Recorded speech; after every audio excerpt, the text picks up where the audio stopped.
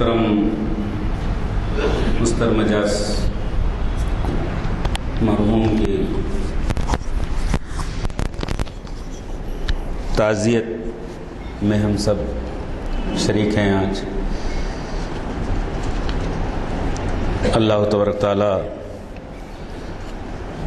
ان کی مغفرت فرمائے اور ہم سب کی بھی مغفرت فرمائے۔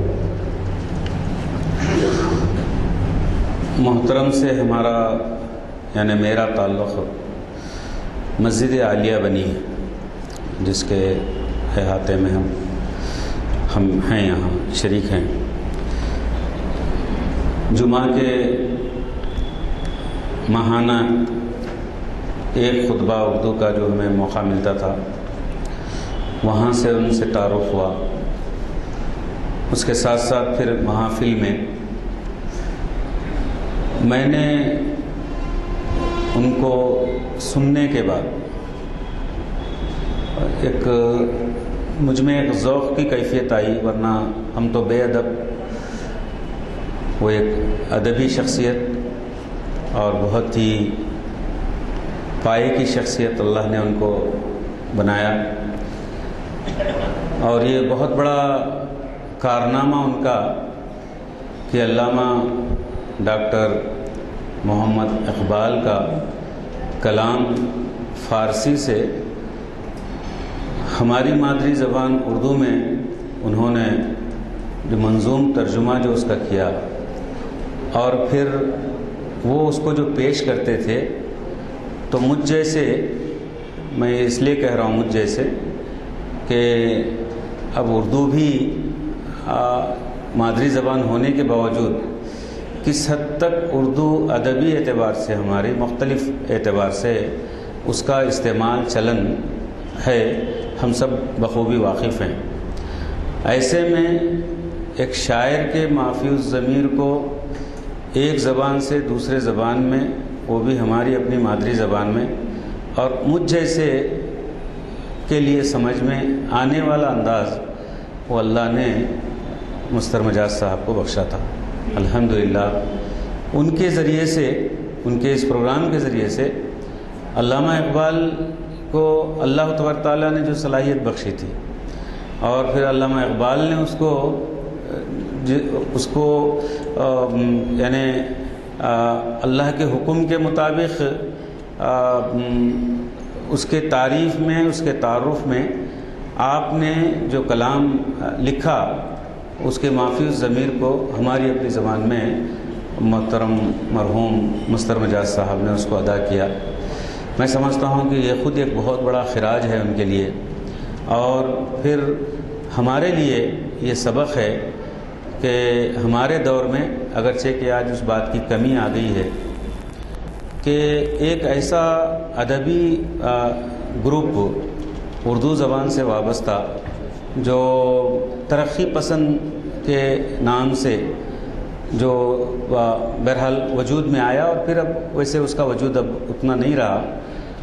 الحمدللہ ہم آپ کو دیکھتے ہیں کہ آپ کا پہننا اوڑھنے کے انداز سے لے کر آپ کی گفتگو، آپ کی بہت کم سخن، بہت کم ہی بات کیا کرتے تھے آپ، لیکن بہت ہی باوجود اس کے کہ جسمانی اعتبار سے بھی ڈیل ڈول تھے، لیکن بہت ہی نرمی آپ میں، بہت ایسے محسوس ہوتا تھا کہ واقع کہ علامہ اقبال کا مرد مجاہد ہے، یہ مرد مسلم ہیں جو ہمارے سامنے ہیں۔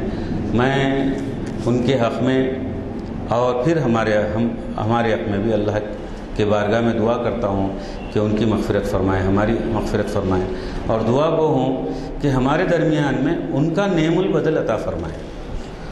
جزاکم اللہ خیر۔ گزارش کرتا ہوں کہ وہ اپنے خیالات کا اظہار کریں۔ موت وہ ہے کہ کرے جس کا زمانہ افسوس، موت وہ ہے کہ کرے جس کا زمانہ افسوس، یوں تو دنیا میں سبھی آئے ہیں مرنے کے لیے، یوں تو دنیا میں سبھی آئے ہیں مرنے کے لیے، آج کے اس تعزیتی اجلاس کے صدر محترم المقام غلام میرزا صاحب سینئر ایڈوکیٹ، عزیزان گرامی، محترم بزرگوں، دوستوں، مستر مجاز صاحب کا سانحہ ارتحال میں سمجھتا ہوں کہ اقبالیات سے واقف ہر شخص کا ذاتی نقصان ہے اور ادبی اور علمی اعتبار سے ایک عظیم سانحہ ہے۔ کہا جاتا ہے کہ ہر شخص اپنی شخصیت کی تخلیق کرتا ہے، ہر شخص اپنی شخصیت کی تخلیق کرتا ہے۔ آپ کو یاد دلاؤں ایک طالب علم کی حیثیت سے کہ انسان پیدائش سے لے کر اس کی اپنی موت تک جو زندگی کا سفر گزارتا ہے وہ دراصل اس کی شخصیت کا تانا بانا ہے کہ وہ بن رہا ہے۔ انسان یقیناً پیدا ہوتا ہے، لیکن انسانیت کے ساتھ، بلکہ مجھے یہ کہنا چاہیے کہ آدمی پیدا ہوتا ہے، انسان کم کم ہی ملتا ہے۔ مستر مجاز صاحب کی شخصیت کے بارے میں جس انداز سے جو کہا جائے وہ شاید ان کے اپنے اپنے جذبات ہیں۔ جہاں تک میں اپنی ذاتی اور ان کے روابط کا اظہار کروں، یہ ایسے کوئی زیادہ تفصیلی واقعات پر مبنی نہیں ہے، لیکن ایک طالب علم کی حیثیت سے میں جب کبھی محترم مستر مجاز صاحب سے ملتا تو یقیناً میرے میں بھی ایک ایسی کیفیت پیدا ہوتی جس کو کہ آپ سیکھنے اور سمجھنے کی صلاحیت کہہ سکتے ہیں۔ عجیب بات ہے کہ اقبال شناسی کو قریب شاید 20 سال ہونے جا رہے ہیں، 22 سال ہونے جا رہے ہیں، اور مجھے یاد پڑتا ہے کہ اکتوبر 8 98 سے شاید اس کا آغاز ہوا تھا، اور اس اقبال شناسی کی ابتدا میں محترم یزدانی صاحب کے توسط سے جن ہمارے اقبال شناسوں نے ان محافل کو مخاطب کیا، ان میں سمجھتا ہوں پہلا نام ظہیر الدین احمد صاحب کا آتا ہے، جو اس وقت اقبال اکیڈمی کے صدر بھی ہیں۔ ظہیر الدین احمد صاحب نے قریب، میں سمجھتا ہوں جو مجھے یاد ہے، جو کہ ایک فہرست حضرت نے یاد اس کو ترتیب دی تھی، اس پر اگر ہم نظر ڈالتے ہیں تو اندازہ ہوتا ہے کہ قریب 100 سے زیادہ لیکچر انہوں نے اقبال پر دیے۔ لیکن حیرت تو اس بات کی ہے کہ مستر مجاز صاحب پچھلے 10 برسوں میں 150 سے زیادہ محافل کو مخاطب کر چکے، مختلف موضوعات پر اقبال سے روشناس کرانا، اقبال کے خیالات اور ان کی کیفیات اور ان کے بارے میں، ان کی فکر کے بارے میں، ان کے فلسفے کے بارے میں اور خود ان کی شخصیت کے بارے میں۔ اقبال کو سمجھنا اور سمجھانا دراصل دین و ایمان کو سمجھنا اور محبت رسول کو اپنے دل میں اجاگر کرنے کے مترادف بات ہے۔ مستر مجاز صاحب نے، میں سمجھتا ہوں، اقبال شناسی کی شروعات اقبال کی نظم شبنم سے کی تھی، اور انہوں نے اس کا ایک تجزیاتی مطالعہ پیش کیا تھا۔ مستر مجاز صاحب کی صلاحیتوں کے بارے میں دو رائے نہیں ہو سکتی، اس لیے کہ اہل علم، جیسے کہ عام طور پر کہا جاتا ہے کہ جو بہت زیادہ بولتے ہیں وہ کم جانتے ہیں، اور جو بہت زیادہ جانتے ہیں وہ کم بولتے ہیں۔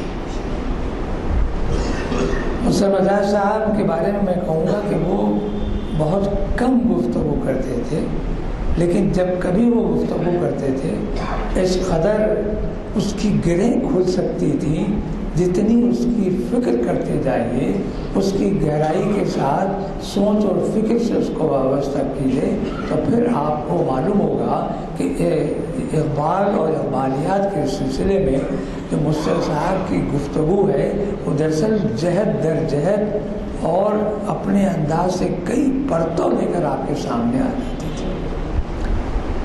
مصطفیٰ صاحب کا سب سے بڑا کمال یہ ہے کہ وہ فارسی سے اس قدر واقف تھے کہ اس کے رموز سے، اس کے اوقاف سے، اس کی سمجھیے کہ شناسائی سے، اس کی ندرت سے، اس کی کمال سے، اس کی جدت سے، اس کی معنویت سے اور اس کی مختلف انداز سے جو فارسی کی جو لذت ہے، جو چاشنی ہے، جو ہماگیری ہے، یہ عجیب سمجھے کہ افسوس کا پہلو ہے ہماری زندگیوں کا کہ ہماری نئی نسل شاید مجھ تک میں اگر کہوں تو بیجا نہیں ہے کہ کسی حد تک ہم لوگ فارسی کی شدت سے واقف ہیں، لیکن ہماری بعد والی نسل شاید اردو کو بھی شاید فارسی ہی کے درجے میں سمجھنے لگی ہے۔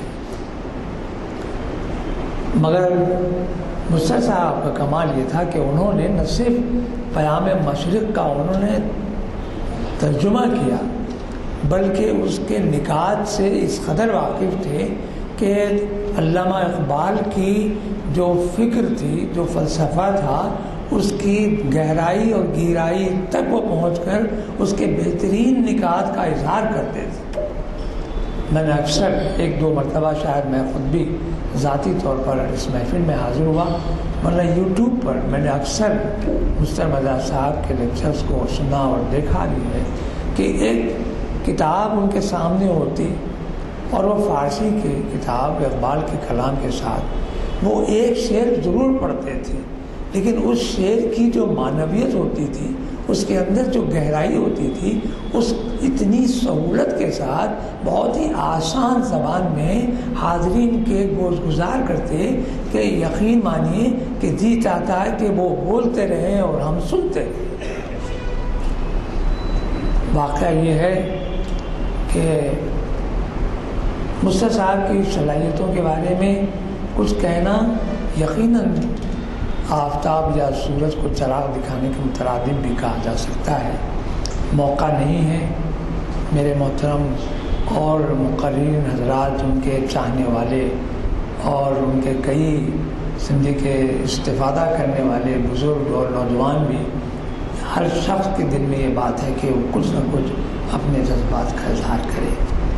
اس موقع پر میں اتنا ضرور کہوں گا کہ اقبال شناسی کو پچھلے 10 سال میں مصطفیٰ مداح صاحب جیسے مقرر کا ملنا ایک نعمت مترقبہ سے جدا نہ تھا۔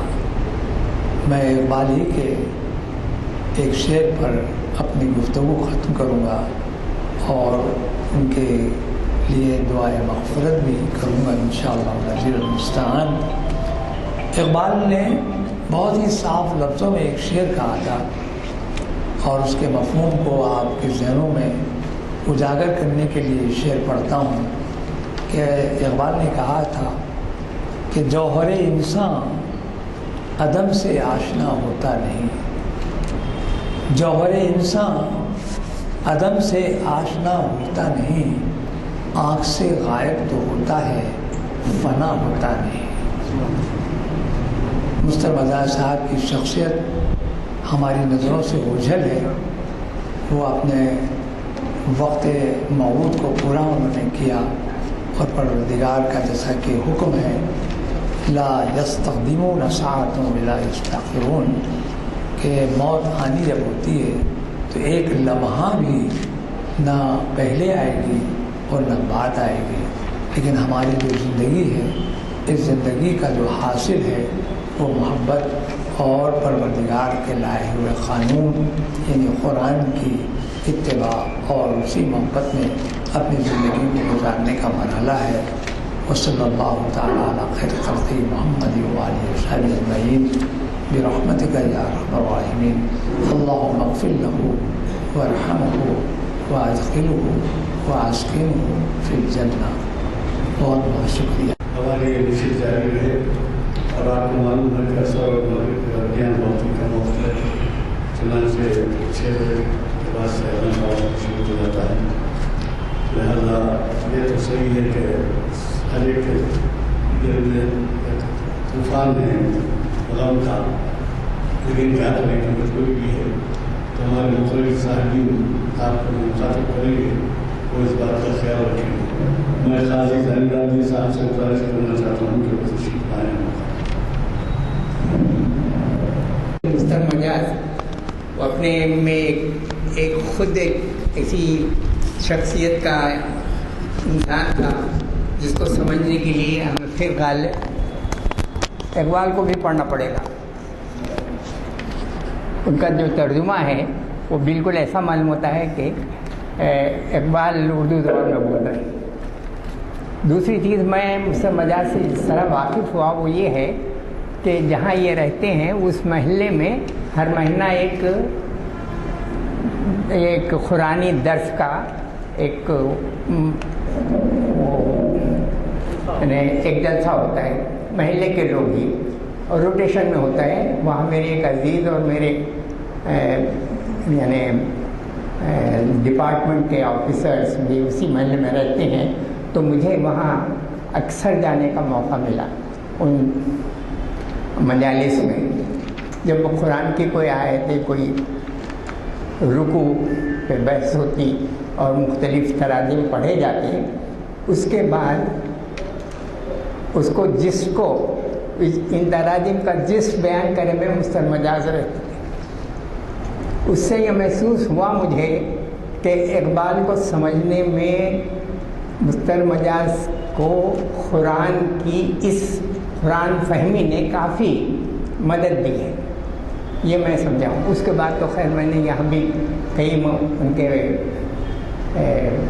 مجالس اٹینڈ کیے، مگر مجھے جس چیز سے خاص لگاؤ ہوا وہ قرآن کی وہ محافل تھے جو اس محلے میں ہوتے ہیں اور اب بھی ہوتی ہیں وہ۔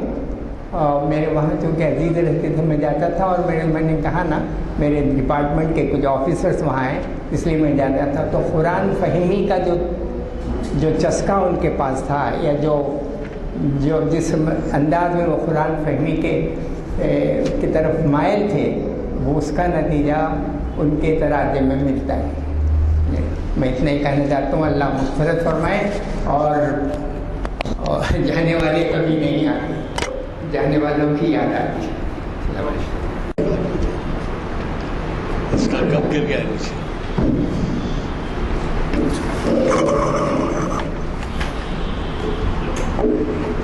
نیچے گرا ہوا ہے کہ نہیں؟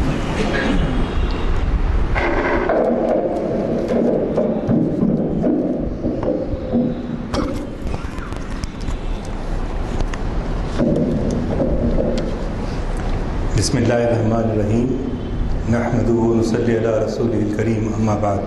قرآن المجید کل نفس ذائقۃ الموت، وآخر دعوانا۔ محترم غلام یزدانی صاحب، سینئر ایڈوکیٹ، کنوینر جناب امتیاز الدین صاحب، معتمد عمومی اقبال اکیڈمی پروفیسر عقیل ہاشمی صاحب، جناب لقاء الحق صاحب، جناب عمر علی خان صاحب، جناب جسٹس اسماعیل صاحب، زین العابدین صاحب، پروفیسر انور صاحب، اور یہ سارا جو آج یہاں حاضر ہوئے ہیں محبان مستر مجاز،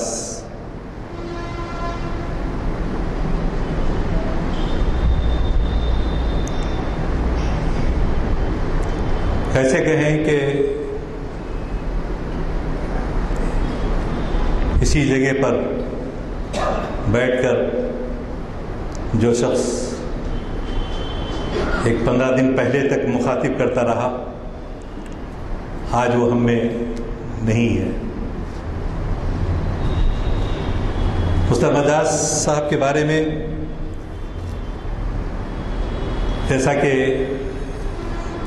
عزیز احمد نے لکھا تھا کہ اقبال کو سمجھنا ہے تو اطراف اقبال بہت کچھ پڑھنا پڑے گا، اس کے بغیر اقبال فہمی کا حق ادا نہیں کیا جا سکتا۔ بلا شبہ وہی بات صادق آتی ہے مستر مجاز مرحوم پہ کہ ان کا اتنا علم وسیع تھا کہ وہ ہم اس کو بہت کم لوگ اس کو سمجھ پاتے۔ وہ فارسی کے ماہر تھے اور میں 1970s ارلی 70s میں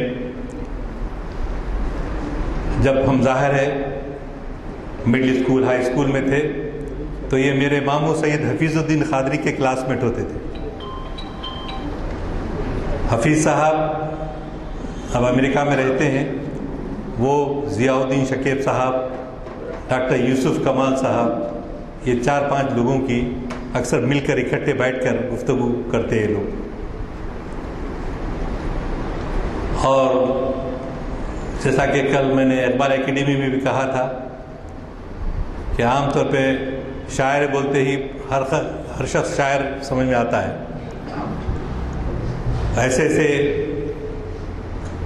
ان کی علمی قابلیت بالکل نہ ہونے کے برابر ہوتی ہے۔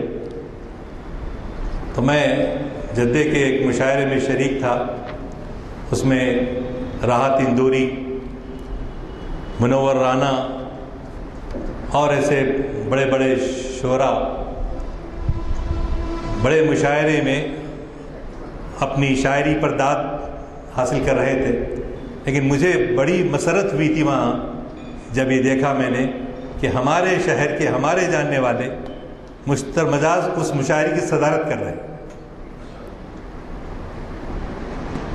اور جب مشاعرے ختم ہونے کے بعد میں دیگر شعراء سے کہ ہم شہر حیدرآباد سے تعلق رکھتے ہیں، ارے بھائی ان کا مقام، ان کی علمیت، ان کی زبان، ان کا ادب ہم کہاں سے لا سکتے ہیں؟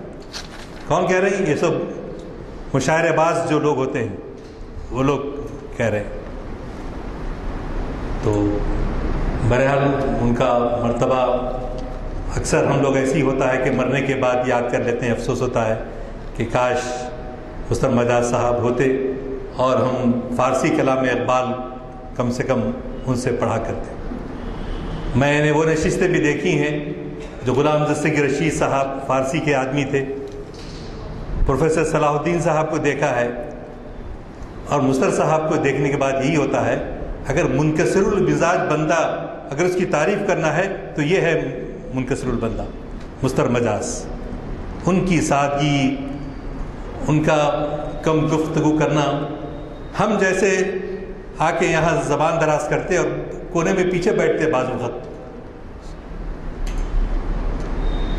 انکریج کرتے جوانوں۔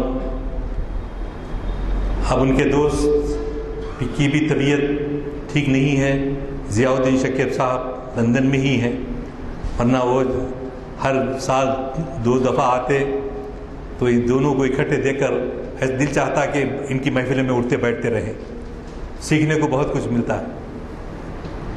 بہرحال آئے عشاق گئے وعدہ فردا لے کر، اب انہیں ڈھونڈ چراغ رخ زیبا لے کر، اب کہاں ملتی ہیں ایسی صورتیں۔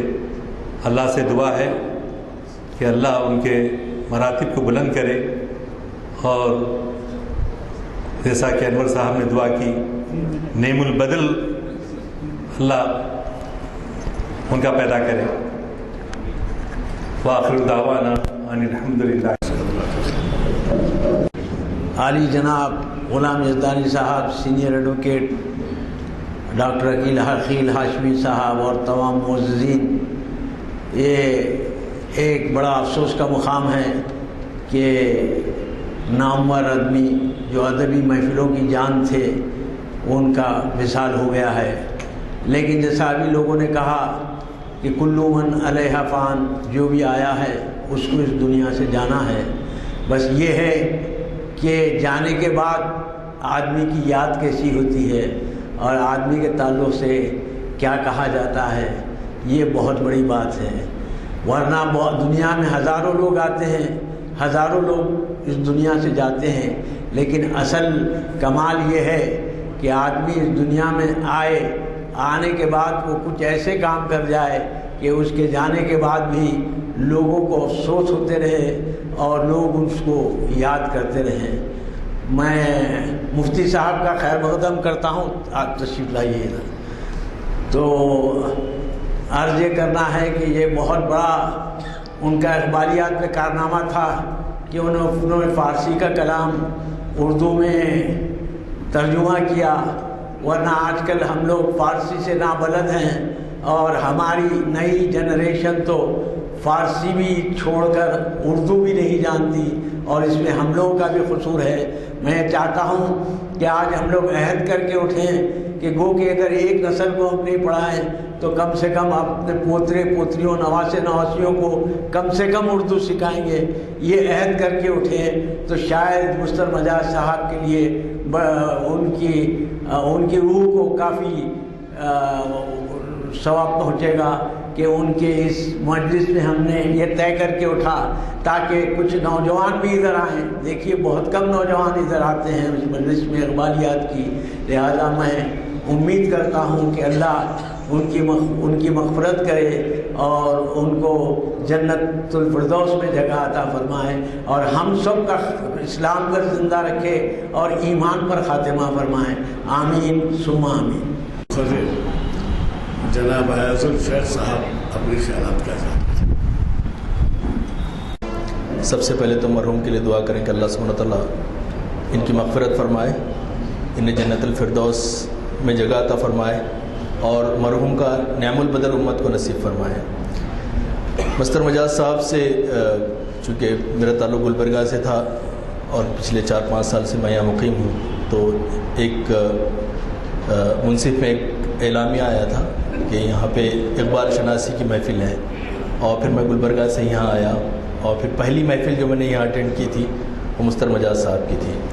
اور چونکہ اقبالیات سے بچپن سے تھوڑا سا لگاؤ ہے، میرے دادا ایک اقبال شناس تھے، تو بہت ان سے استفادہ ہوا. مجھے یاد ہے کہ یہاں پہ اسی سے میں نے اقبال اور ڈاکٹر علی شریعتی جو ایران کے ہیں اس پہ میں نے کہا ایک یہاں پہ مجھے بولنے کی گفتگو کرنے کی موقع ملا تھا، اور مستر مجاز صاحب نے مجھے فون کر کے مبارکباد دی تھی. خاص طور پر اس شعر کے لیے انہوں نے بہت یہ کہا تھا کہ چون چراغ لانس و زیم در خیابان شما ای جوانان عجم روح من و روح شما، کہ یہ جو لالے کے جو چراغ تمہارے راستے پہ جل رہے ہیں اے جوانان عجم، یہ میری اور تمہاری روح ہے. تو مستر مجاز صاحب کی مقبولیت صرف ہندوستان میں نہیں، اس بین الاقوامی طور پہ ہے، اور آپ کی جو ویورشپ ہے، آپ کے جو لیکچرز یہاں ہوتے تھے وہ ساری دنیا میں دیکھے جاتے تھے. محافل اقبال کی، محافل عالیہ کی ویب سائٹ سے. منیب اقبال صاحب جو علامہ اقبال کے پوتے ہیں، وہ مستر مجاز صاحب سے مستقل ربط میں تھے، اور چونکہ وہ میرے بھی اچھے دوست ہیں تو میں نے ایک مرتبہ مجھ سے کہنے لگے کہ آپ کے جو حیدرآبادی صاحب نے ترجمہ کیا ہے، مجھے یہ لگتا ہے کہ میرے دادا کی روح اس میں بول رہی ہے. مجھے قطعی یہ محسوس نہیں ہوتا کہ یہ ترجمہ مستر صاحب نے کیا ہے، بلکہ یہ ترجمہ خود علامہ اقبال نے شاید اردو میں کیا ہو. اس سے بڑھ کے اور کیا ہو سکتا ہے. اللہ سبحانہ و تعالیٰ مرحوم کو کروڑ کروڑ جنت نصیب عطا فرمائے اور ان کے لواحقین کو صبر جمیل عطا فرمائے. السلام علیکم ورحمۃ اللہ. مفتی صاحب سے گزارش یہ کروں گا کہ وہ دعا فرمائیں بعد میں جب ہم ریزولوشن پاس کریں گے تعزیت کا. اس سے قبل چند منٹ کے لیے میں آپ سے مخاطب ہوں گا. مجھے یقین ہے کہ بہت سے لوگ اپنے اظہار خیال کے لیے یہاں تشریف لائے ہوں گے، لیکن وقت کی تنگی ہے. اگر مغرب کے بعد رکھا جائے تو پھر سوال یہ ہو کہ پریشانی ٹریفک وغیرہ کی ہے، اس لیے پہلے ہی کچھ عرض کر دینا مناسب سمجھ رہا ہوں. حضرات اس محفل اب تشریف حضرات ان محافل کا جو آغاز ہوا ہے، آغاز سے یہ 8 اکتوبر 97 عیسوی سے ہوا ہے۔ 8 اکتوبر 97 عیسوی سے پہلی محفل اقبال شناسی کی۔ اب 97 سے آپ اندازہ لگائیے کہ 21 سال، اور اس کے بعد کسی نے توجہ دلائی تو تاریخ اسلام ہوا، وہ محافل چلے اس کے 4-5 سال بعد۔ پھر اس کے بعد شرعی انفارمیشن سروس، شرعی انفارمیشن سروس کے بارے میں صرف اتنا ہی کہہ دیتا ہوں کہ جب اس کا آغاز ہوا تو باقاعدہ ہمیں 4 بچے دور تشریف لائے تھے، اس میں 2 مسلم تھے، 2 ہندو تھے، 3 مسلم 1 ہندو۔ اس نے مذاق اڑایا کہ تمہارے یہاں طلاق کا کیا مسئلہ ہے، ایسے کیسے طلاق ہو جاتا ہے کہ 3 مرتبہ ڈکلیئر کریں۔ تو وہ 1-2 بچے چلے جانے کے بعد دوسرے 2 بچے مجھ سے مل کر مجھ سے کہنے لگے کہ صاحب آپ انوار علوم کالج کے سیکرٹری ہیں؟ جی ہاں۔ تو ہم طالب علم ہوں اور ہمارا اس طریقے سے مذاق اڑایا گیا ہے، اور آپ کے اقبال شناسی کے محافل اور شریعت انفارمیشن کے اور تاریخ اسلام کے تو ہمارے لیے کچھ اتنا زیادہ وہ نہیں ہوتے، لیکن شریعت کے بارے میں ہمیں بہت ضرورت ہے۔ میں نے کہا کس طرح؟ تو انہوں نے کہا کہ ہم اوقاف کے معنی نہیں جانتے، انہوں نے کہا کہ ہم شادی بیاہ کے مسائل نہیں جانتے، انہوں نے کہا کہ ہم وصیت نہیں جانتے، اور اسی طریقے سے جو آئلی قوانین کہتے ہیں اس کے بارے میں ہم تو وہاں سے ہم وہ شروع کیے شریعت انفارمیشن۔ اور وہ مسلح الدین ساتھی صاحب سے میں نے جب ذکر کیا تو انہوں نے مشورہ دیا تھا کہ اس کو جو ہے شریعت انفارمیشن کا نام دے کے آپ شروع کریں۔ خیر، اب عرض کرنا یہ ہے کہ محترم کا جو خطاب آغاز ہوا اس کی بھی ذرا تاریخ سن لیجئے۔ یہ در و دیوار گواہ ہیں، اور شاید حیدرآباد کا کوئی شخص اس سے انکار نہیں کر سکتا کہ ہمارے آج ان کی ہم تعزیت میں یہاں جمع ہیں، ان کی قدر جو کی ہے وہ محافل اقبال شناسی نے کی ہے۔ یوں تو کہا جاتا ہے کہ جب زندہ رہتے ہیں تو لوگ قدر نہیں جانتے، لیکن جب گزر جاتے ہیں تو قدر کرتے ہیں۔ تو ہم نے ان کی اس طرح سے قدر کی ہے۔ میں اس لیے سنا رہا ہوں کہ یہاں کئی لوگ شاید آئندہ اس سے دلچسپی کا اظہار کریں اور ہماری محافل میں شریک ہوں۔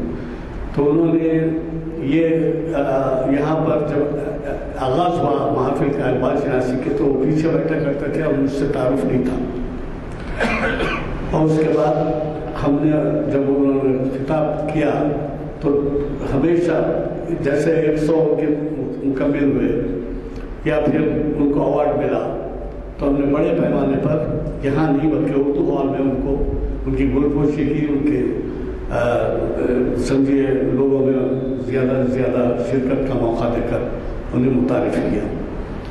سوال یہ اس لیے میں عرض کر رہا ہوں کہ وہ جب یہاں پیچھے بیٹھتے تھے تو ایک محفل جس کی صدارت رائے بہادر گوڑ کر رہے تھے، جس میں وہ کوئی مقام نہیں سامع کی حیثیت سے آئے تھے، تو رائے بہادر گوڑ جب صدارت کر رہے تھے تو انہوں نے مجھ سے پوچھا کہ کیا افضالی صاحب یہ نہیں جانتے کہ اقبال کا کلام اردو میں 40% ہے اور فارسی میں 60% ہے؟ مجھے نہیں معلوم ہے، میں فارسی میں نہیں پڑھا ہوں، لیکن انہوں نے ہم نے تلاش کی کہ اقبال کے فارسی کلام کے ماہر کو یہاں پر بلایا جائے اور فارسی کے کلام کا انتظام کیا جائے۔ تو انہوں نے پہلے تو چاہے سے کام لیا، منصف میں کام کرتے تھے اس وقت، بہرحال اس کے بعد سے وہ یہاں تشریف لائے، اور اب تک انہوں نے 150 سے زائد میں سمجھتا ہوں 200 مخاطب کیے ہیں ہمارے محافل کو، اور 7 جولائی 2004 سے ان کا آغاز ہوا ہے، اور وہ ہوا ہے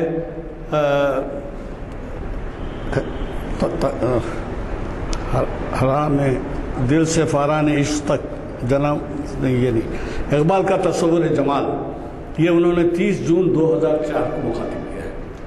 2004 سے آپ اندازہ لگا لیے کہ ہماری محافل سے وہ کتنے وابستہ رہے۔